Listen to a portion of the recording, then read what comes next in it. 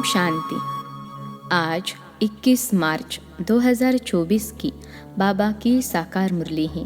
मुरली के महावाक्य हैं, अंतर्मुखी हो, याद का अभ्यास करो, चेक करो कि आत्म अभिमानी और परमात्मा अभिमानी कितना समय रहते हैं। प्रश्न है, जो बच्चे एकांत में जाकर आत्म अभिमानी बनने की प्रैक्टिस करते हैं उनकी निशानी क्या होगी? उत्तर है, पहली पॉइंट है, उनके मुख से कभी उल्टा सुल्टा बोल नहीं निकलेगा। दूसरी पॉइंट, भाई भाई का आपस में बहुत लव होगा, सदा क्षीरखंड होकर रहेंगे। तीसरी पॉइंट, धारणा बहुत अच्छी होगी, उनसे कोई विकर्म नहीं होगा। चौथी पॉइंट, उनकी दृष्टि बहुत मीठी होगी, कभी देह अभिमान नहीं आएगा। पांचवी पॉइंट, कोई को भी दुख नहीं देंगे। ओम शांति। रूहानी बच्चों प्रति सिर्फ रूह कहेंगे तो फिर जीव निकल जाता है, इसलिए रूहानी बच्चों प्रति रूहानी बाप समझाते हैं।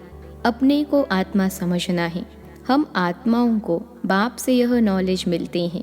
बच्चों को देही अभिमानी हो रहना है।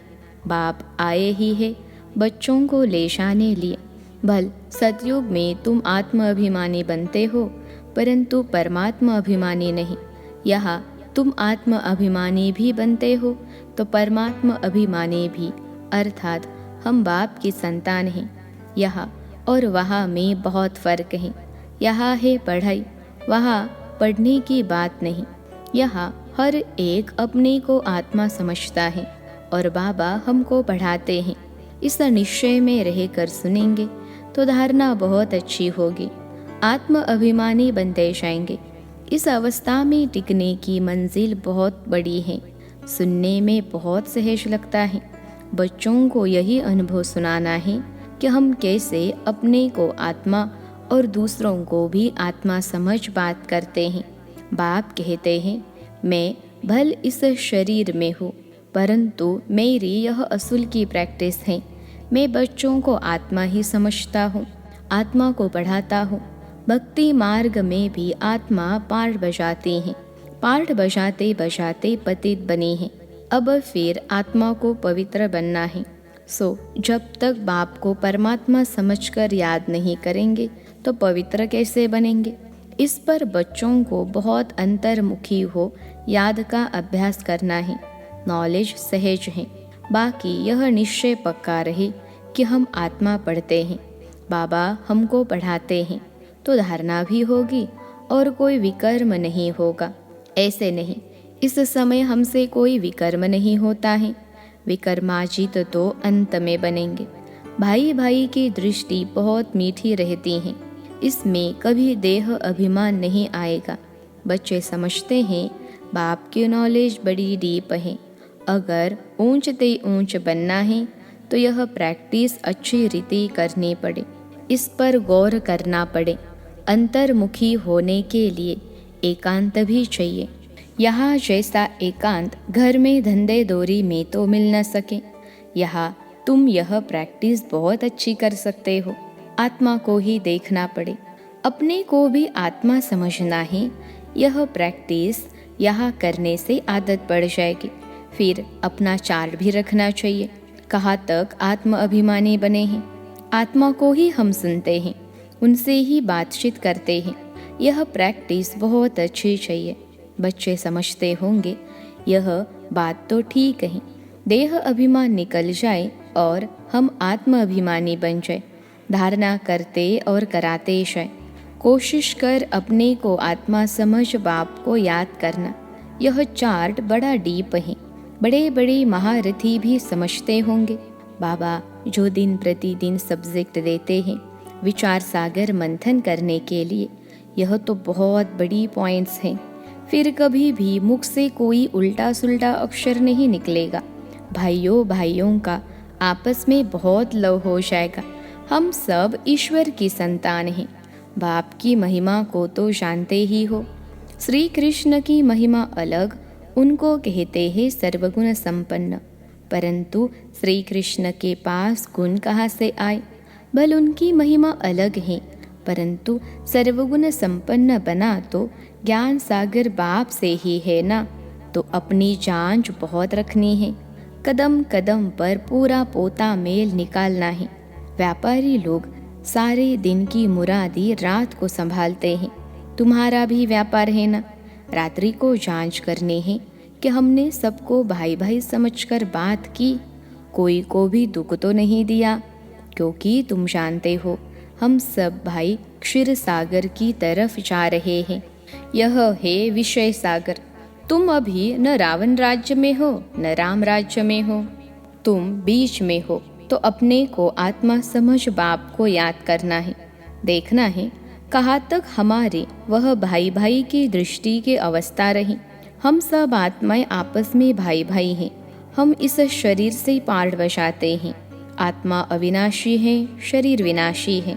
हमने 84 जन्मों का पार्ट बसाया है। अब बाप आए हैं, कहते हैं मामेकम याद करो, अपने को आत्मा समझो।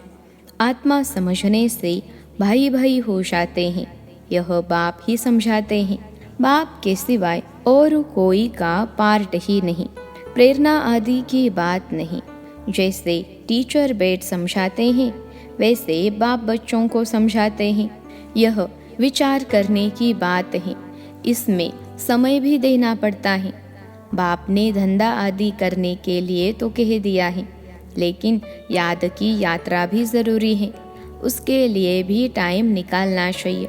सर्विस भी सबकी भिन्न भिन्न है। कोई बहुत टाइम निकाल सकते हैं।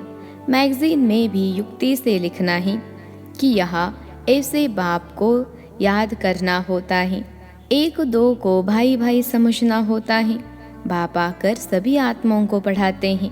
आत्मा में दैवी गुणों के संस्कार अभी भरने हैं। मनुष्य पूछते हैं भारत का प्राचीन योग क्या है। तुम समझा सकते हो, परंतु तुम अभी बहुत थोड़े हो। तुम्हारा नाम निकला नहीं है। ईश्वर योग सिखलाते हैं। जरूर उनके बच्चे भी होंगे, वह भी जानते होंगे। यह किसको भी पता नहीं है। निराकार बाप कैसे आकर पढ़ाते हैं, वह खुद ही समझाते हैं। मैं कल्प कल्प संगम युग पर आकर खुद बताता हूँ कि मैं ऐसे आता हूँ, किसके तन में आता हूँ। इसमें मूंझने की बात नहीं। यह बना बनाया ड्रामा है। एक में ही आता हूँ। प्रजापिता ब्रह्मा द्वारा स्थापना। वह मुरब्बी बच्चा पहले पहले बनते हैं। आदि सनातन देवी देवता धर्म स्थापन करते हैं, फिर वही पहले नंबर में आते हैं। इस चित्र पर समझानी बहुत अच्छी है। ब्रह्मा सो विष्णु, विष्णु सो ब्रह्मा कैसे बनते हैं, यह और कोई समझा न सके। समझाने की युक्ति चाहिए। अभी तुम जानते हो बाबा कैसे देवता धर्म की स्थापना कर रहे हैं, कैसे चक्र फिरता है। इन बातों को और कोई जान न सके, तो बाप कहते हैं ऐसे ऐसे युक्ति से लिखो। यथार्थ योग कौन सिखला सकते हैं, यह मालूम पड़ जाए तो तुम्हारे पास ढेर आ जाए। इतने बड़े आश्रम जो हैं सब हिलने लग पड़ेंगे। यह पिछाड़ी का होना है। फिर वंडर खाएंगे कि इतनी सब संस्थाएं भक्ति मार्ग की हैं, ज्ञान मार्ग की एक भी नहीं। तब ही तुम्हारी विषय होगी। यह भी तुम जानते हो। हर 5000 वर्ष के बाद बाप आते हैं। बाप द्वारा तुम सीख रहे हो, औरों को सिखलाते हो। कैसे किसको लिखत में समझाना है, यह सब कल्प कल्प युक्तियाँ निकलती हैं, जो बहुतों को पता पड़ जाता है। सिवाय बाप के एक धर्म की स्थापना कोई कर नहीं सकता। तुम जानते हो, उस तरफ है रावण, इस तरफ है राम। राम पर तुम जीत पाते हो। वह सब है रावण संप्रदाय। तुम ईश्वर संप्रदाय बहुत थोड़े हो। भक्ति का कितना शो है। जहाँ जहाँ पानी है वहाँ मेला लगता है। कितना खर्चा करते हैं, कितने डूबते मरते हैं। यहाँ तो ऐसी बात नहीं। फिर भी बाप कहते हैं आश्चर्यवत मेरे को पहचानती, सुनंती सुनावंती, पवित्र रहंती। फिर भी अहो माया तेरे द्वारा हार खावंती। कल्प कल्प ऐसे होता है। हार खावंती भी होते हैं। माया के साथ युद्ध है। माया का भी प्रभाव है। भक्ति को तो हिलना ही है। आधा कल्प तुम प्रारब्ध भोगते हो, फिर रावण राज्य से भक्ति शुरू होती है। उनकी निशानियाँ भी कायम हैं। विकार में जाते हैं, फिर देवता तो रहे नहीं, कैसे विकारी बनते हैं? यह दुनिया में कोई जानते नहीं। शास्त्रों में लिख दिया है, वाम मार्ग में गए, कब गए यह नहीं समझते हैं। यह सब बातें अच्छी रीति समझने और समझाने की हैं। यह भी तब समझे जब निश्चय बुद्धि हो। उनकी कशिश होगी, कहेंगे ऐसे बाप से हमको मिलाओ, परंतु पहले देखो घर जाने के बाद वह नशा रहता है, निश्चय बुद्धि रहते हैं, भली याद सतावे, चिट्ठी लिखते रहे। आप हमारे सच्चे बाबा हो, आपसे ऊंचा वर्षा मिलता है। आपसे मिलने बिगर हम रह नहीं सकते। सगाई के बाद मिलना होता है, सगाई के बाद तड़फते हैं। तुम जानते हो हमारा बेहद का बाप, टीचर, साजन आदि सब कुछ है, और सबसे दुख मिला उनकी एवज में बाप सुख देते हैं, वहाँ भी सब सुख देते हैं। इस समय तुम सुख के संबंध में बंध रहे हो। यह पुरुषोत्तम बनने का पुरुषोत्तम युग है। मूल बात है अपने को आत्मा समझना है, बाप को प्यार से याद करना है। याद से खुशी का पारा चढ़ेगा। हमने सबसे शास्त्रीय भक्ति की है, धक्के बहुत खाए। अब बाप आया है वापिस ले जाने, तो जरूर पवित्र बनना है। देवी गुण धारण करने हैं, पोता मेल रखना है। सारे दिन में कितने को बाप का परिचय दिया। बाप का परिचय देने बिगर सुख नहीं आता, तड़फन लग जाती हैं। यज्ञ में बहुत विघ्न भी पड़ते हैं, मारे खाते हैं। और कोई सत्संग नहीं जहाँ पवित्रता की बात हो। यहाँ तुम पवित्र बनते हो तो असुर लोग विघ्न डालते हैं। पावन बनकर घर जाना है, संस्कार आत्मा ले जाते हैं।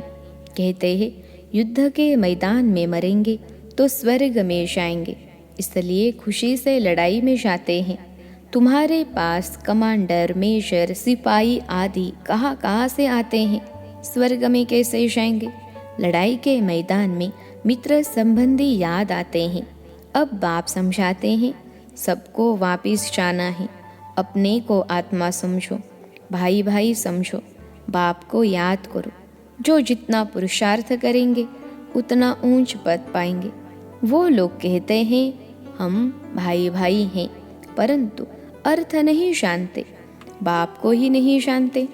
लोग समझते हैं हम निष्काम सेवा करते हैं, हमको फल की इच्छा नहीं, परंतु फल तो ज़रूर मिलना है। निष्काम सेवा तो एक बाप ही करते हैं। बच्चे जानते हैं बाप की कितनी ग्लानि की है, देवताओं की भी ग्लानि की है। अब देवताएं किसी की हिंसा तो कर नहीं सकते, यहाँ तो तुम डबल अहिंसक बनते हो। न काम कटारी चलाना, न क्रोध करना। क्रोध भी बड़ा विकार है। कहते हैं बच्चों पर बहुत क्रोध किया। बाप समझाते हैं थप्पड़ आदि कभी नहीं मारना। वह भी भाई हैं, उनमें भी आत्मा है। आत्मा छोटी बड़ी नहीं होती है। यह बच्चा नहीं, परंतु तुम्हारा छोटा भाई है। आत्मा समझना है, छोटे भाई को मारना नहीं चाहिए। इसलिए श्री कृष्ण के लिए दिखाते हैं ओखरी से बांधा। वास्तव में ऐसी बातें हैं नहीं, यह भिन्न भिन्न शिक्षाएं हैं। बाकी श्री कृष्ण को क्या परवाह पड़ी है माखन की। वह महिमा भी करते हैं उल्टी चोरी की। तुम महिमा करेंगे, सुलटी तुम कहेंगे। वह तो सर्वगुण संपन्न 16 कला संपूर्ण है, परंतु यह ग्लानि की भी ड्रामा में नोंद है। अभी सब तमो प्रधान बन पड़े हैं, बापा कर सतो प्रधान बनाते हैं। पढ़ाने वाला है बेहद का बाप, उनकी मत पर चलना पड़े। डिफ़िकल्ट से डिफ़िकल्ट यह सब्जेक्ट है। पद भी तुम कितना ऊंच पाते हो। अगर सहज हो तो सब इस इम्तहान में लग जाए। इसमें बड़ी मेहनत है। देह अभिमान आने से विकर्म बन जाएंगे। इसलिए छुई मुई का दृष्टांत है। बाप को याद करने से तुम खड़े हो जाएंगे, भूलने से कुछ न कुछ भूल हो जाएगी। पद भी कम हो पड़ता है। शिक्षा तो सबको दी है, जिसकी बाद में गीता बनाई है। गरुड़ पुराण में रोचक बातें लिखी हैं जो मनुष्यों को डर लगे। रावण राज्य में पाप तो होते ही हैं, क्योंकि है ही कांटों का जंगल। बाप कहते हैं दृष्टि को भी बदलना है। बहुत समय से हीरे हुए हैं, इसलिए शरीर की तरफ प्यार चला जाता है।